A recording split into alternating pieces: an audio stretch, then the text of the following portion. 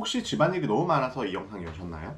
정리 좀 하려고 하다가 갑자기 옷장 뒤지다 보면 2시간 지나 있고 어디서부터 정리해야 하나 고민만 하다가 하루가 다 끝나버리죠. 이건 게으른 게 아니라 결정 피로 때문입니다. 결정 피로란 선택할 게 많아질수록 내 에너지가 고갈되는 현상이에요. 집안일이 많으면 결정을 내려야 할 것도 많아지고 결국 지쳐서 미루게 되죠. 집안일은 끝내려고 하면 끝이 없어요. 근데 줄이는 방법은 있습니다. 오늘 저는 여러분에게 제 집안일을 절반으로 줄여준 생활 루틴들을 알려드리려고 해요. 말도 안 된다고요? 한번 들어보세요. 제가 직접 해낸 방법이에요. 예전엔 청소 좀 하려다가 방 한쪽 치우고 퍼져가지고 하루가 끝나버리던 저였습니다. 싱크대에 그릇이 쌓여있는 걸 보고도 나중에 하지 뭐 하고 밀어버리던 게 저였어요. 근데 지금은 달라요. 매일 10분만 투자해도 집안이 깔끔해지고 남는 에너지로 아이랑 놀아주고 책도 읽고 퇴근 후와 주말이 훨씬 가벼워졌어요. 어떻게 그게 가능했을까요? 제가 집안일을 자동으로 굴러가도록 생활 시스템을 만든 거예요. 집안일에 치여서 하는 게 싫고 생활을 가볍게 만들고 싶으시다면 오늘 이 영상 끝까지 보세요. 분명히 여러분의 일상이 가벼워질 겁니다. 저희는 맞벌이를 하다 보니까 하루가 늘 전쟁 같았어요. 아내는 오후 4시에 퇴근해서 4살 아이랑 하원을 하고 제가 퇴근하고 집에 오면 저녁 7시 반쯤 되는데요. 제가 집에 돌아오면 아내는 이미 아이와 함께 밥 먹을 준비를 하고 있습니다. 야근이 있으면 한 9시가 넘기도 하는데요. 밥 먹이고 놀아주고 재우면 벌써 밤 10시가 돼서 그때서야 정리와 청소를 시작을 했었죠. 근데 솔직히 말씀드리면 저희 부부는 이미 그때부터 탈진 상태였어요. 이런 날이 일주일에 5번씩 반복되다 보니까 서로 눈치만 보고 짜증이 났습니다. 주말은 더 심각했어요. 아침에 일찍 일어나서 막 나가려고 계획을 다 세워놨었는데 정리만 조금만 하고 나가야지 하다 보면은 벌써 점심시간이 지나 있고 이러다 보니 어쩔 수 없이 주말에도 온전히 아이와 놀아주기가 좀 힘들었었던 거예요. 그때 깨달았습니다. 집안일을 끝내려고 하는 방식에는 답이 없다. 자동으로 어떻게든 집안일을 굴러가게 만드는 시스템이 필요하다 라는 결론을 내렸어요.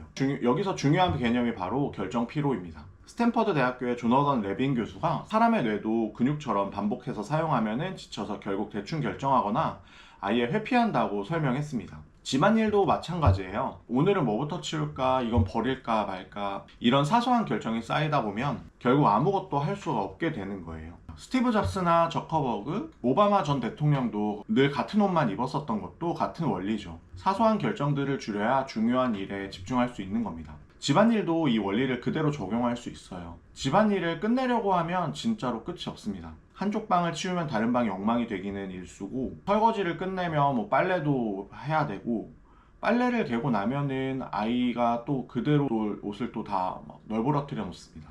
그래서 제 결론은 더 열심히 하는 게 아니라 덜 고민하고 덜 힘쓰는 구조를 만드는 거였어요. 첫 번째는 저녁을 먹고 나서 좀 귀찮더라도 바로 치우는 겁니다.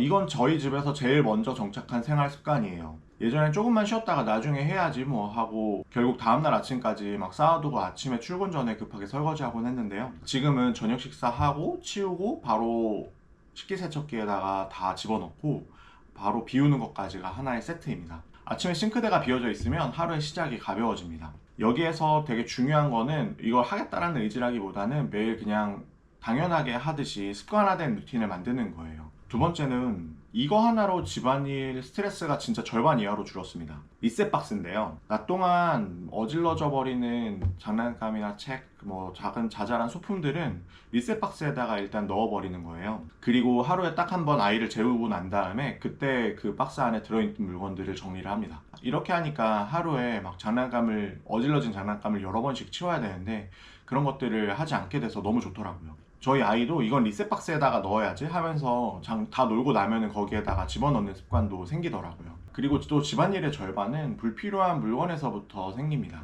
특히 아이 장난감이 좀 저희한테는 그랬는데요.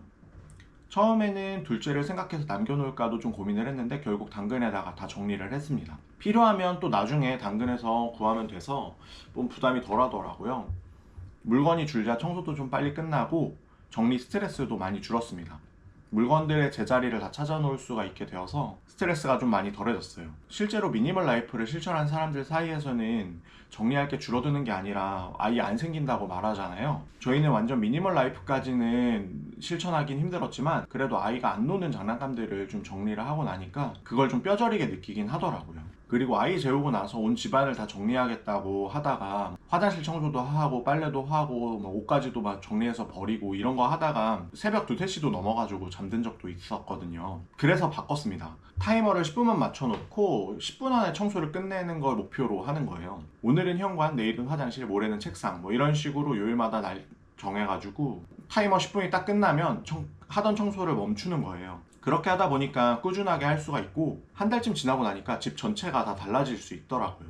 그리고 맞벌이 부부에게 가전은 사치가 아니라 진짜 투자입니다. 저희는 로봇 청소기랑 건조기랑 식기세척기 이렇게 3가지를 새롭게 들였는데 진짜 말 그대로 인생이 달라졌습니다. 빨래를 널다가 개다가 하는 그런 시간들이 진짜 많이 줄어들었어요. 그 시간에 아이랑 같이 놀아줄 수 있으니까 아내의 만족도가 진짜 좋아졌습니다. 그리고 특히 로봇 청소기를 들이고 난 다음에는 진짜 바닥 청소를 거의 하지 않게 됐어요. 출근하고 난 뒤에 집에 아무도 없을 때 자동으로 돌아가게끔 해놨는데요. 정해진 시간에 알아서 척척 자동으로 돌아가니까 퇴근하고 집에 돌아오면 서걱서걱하지 않은 바닥이 반겨줍니다. 이건 진짜 좋아요. 그리고 저희는 가족끼리 역할 분담을 나누어 놨습니다. 아내는 빨래를 주로 하고 저는 설거지랑 정리, 청소를 보통 하는데요. 분리수거랑 음식물 쓰레기는 또 제가 버리고 장보기는 온라인으로 아내가 합니다. 작은 분담을 나누는 거지만 결국 서로의 부담이 눈에 띄게 줄었습니다. 그리고 가장 좋은 점은 아내랑 집안일에 관련된 이야기, 논의도 많이 하게 되면서